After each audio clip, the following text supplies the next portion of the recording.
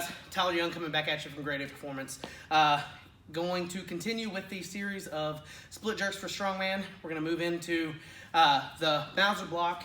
If you've been on my channel or if you want to scroll down under contest lifts, you will see that I'm currently the world record holder at the 200-pound weight class and the Mauser block. I've hit a 246. So full disclosure, I press this differently based on what we're having to do. So I've had this in 3 or 4 contests now, and only one's been for a max. So in the other ones, I'm gonna show you both ways that I press it. One's more of like an incline press, and the other one, again, is a split jerk. But I'm still gonna show you both of those. So primarily, all of my block experience has been with a Mauser block. If you're familiar with strongman, you're starting to see these a lot more in a lot of contests, whether it's a block over bar, whether it's a block carry or block press or whatever it may be, because it's a pretty versatile, odd object that you can use. So I really like it. You can find them at mauserpower.com. They're made by Paul Mauser. Basically, if you haven't seen it, you have 4 little screws here. It takes off and you're able to plate load it up to, I think the current world record is 355 pounds, and it could hold more than that. I don't know where Mr. Kielhofer or Mr. Schmidt are going to push it to this year, but we'll see. So a few things. Rarely is it going to be set up like this. So we'll go ahead and tip it over. A few things. So I see a lot of people starting in such a disadvantageous position, they're having to waste way too much energy to get in a halfway decent position when they do it. So one thing that I do to mitigate that, I come up and I put my instep on the block. That way, when I lean over, it's more of a hinge. So I would pick it up the same way I would an Atlas stone or a sandbag or something like that. So I'll turn this just a little so you guys can see.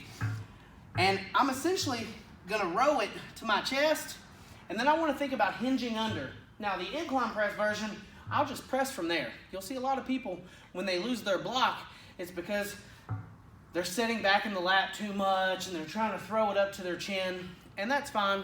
I'm sure that there are people that have hit more on this than I have that can do it that way. But to me, it just wastes way too much energy.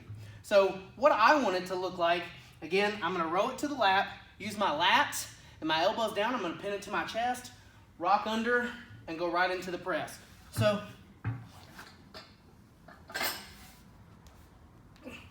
right overhead.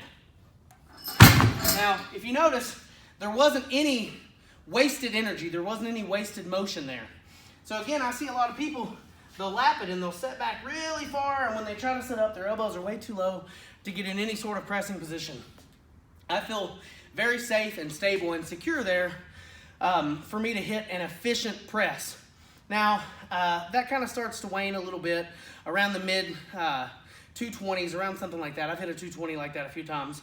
But once I get to a certain point, it becomes much more efficient for weight for me to start split jerking. So everything else is going to set up the exact same way. I'm going to start with my feet on the outside. And one thing, I don't know if you can see it in the video, once I clear the knees, sometimes I'll bring this foot in just a little bit so I'm in a little bit closer position, but it's not necessary. If you feel comfortable pressing wide, obviously, I'm 5'6", I have shorter legs. I don't feel uncomfortable pressing wide like that, so this is only kind of a sometimes thing. So, same thing I did with the log.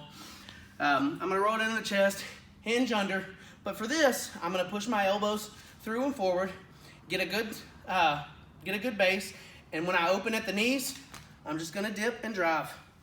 So I'm gonna show it from the side and then from the front. So from the side, tight to the chest, roll under, elbows come underneath. I'm gonna open at the knees and commit. Head goes through.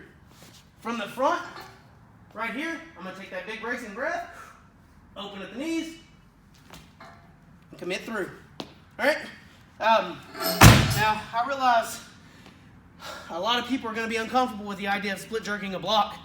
So when I'm doing this, I'm really actively using my lats to push my hands against each other. My thumbs are underneath, and it's not that unstable of a position. Just like with anything else, you have to learn the nuances of it and learn what positions are going to be safe.